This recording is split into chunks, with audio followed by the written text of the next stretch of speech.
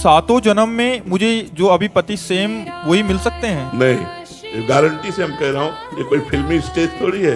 हाँ, एक उपाय हो सकता है, यदि आप भगवान की आराधना करें और भगवान से वर मांगे कि जो मेरे पति हैं ये 7 जन्म तक हमारे पति बने, और वो आशीष दे दे, वरदान दे दे, तो ये संभव हो सकता है, अन्यथा नहीं, क्योंकि दोनों के कर्म अलग अलग हैं। जैसे हम एक घटना तुम्हें सुना रहे, एक की पत्नी बड़ी भक्त थी, वो पत्नी पर बहुत प्यार करते थे, पर पत्नी गुरुजी की आज्ञा से चलती थी, पर उनको संतों से कोई प्यार नहीं था, वो पत्नी से प्यार करते थे। तो एक दिन पत्नी ने बहुत प्रेम से उनसे कहा कि हमारी एक बात मानोगे, आप हमारे गुरुजी से दीक्षा ले लीजिए। उन्होंने कहा ठीक है, बुलाओ गुरुजी को। और दीक्षा लेने के लिए गंगा स्नान करने के लिए चले, तो गाँव के 2-4 लोग मिले, बोले अरे, और वो धोती लेके वापस आ गए, बोले नहीं लेना मुझे दीक्षा। दोनों का शरीर छूटा। तो पति आसक्त होने के कारण उसका मोक्ष नहीं हुआ, और वो राजा की राजकुमारी के रूप में जन्मे। जहाँ वो राजकुमारी जन्मी, वही हथिनी से वो पुत्र के रूप में प्रकट हुआ, हाथी का शावक। नव युवक अवस्था में हाथी आया और श्रृंगार करके राज सवारी निकली, और राजकुमारी सिंहासन पर आरूढ़। तो जे भी उसने देखा, तो पूरी स्मृति जागृत हो गई कि ये तो मेरी पत्नी,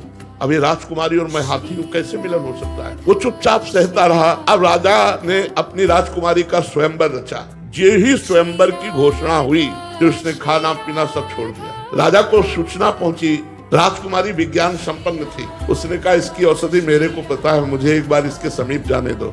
नजदीक गई और कान में कहा था गुरुदेव को वरण कर दो। नहीं वरण किया ना तो हाथी की योनि को प्राप्त हुई। सकुचाओ मत, तुम्हारे गले में जयमाला डालूंगी, जन्म में इतना भजन करूंगी कि आगे जन्म में हम फिर दोनों मिलेंगे। उसने ऐसा ही किया।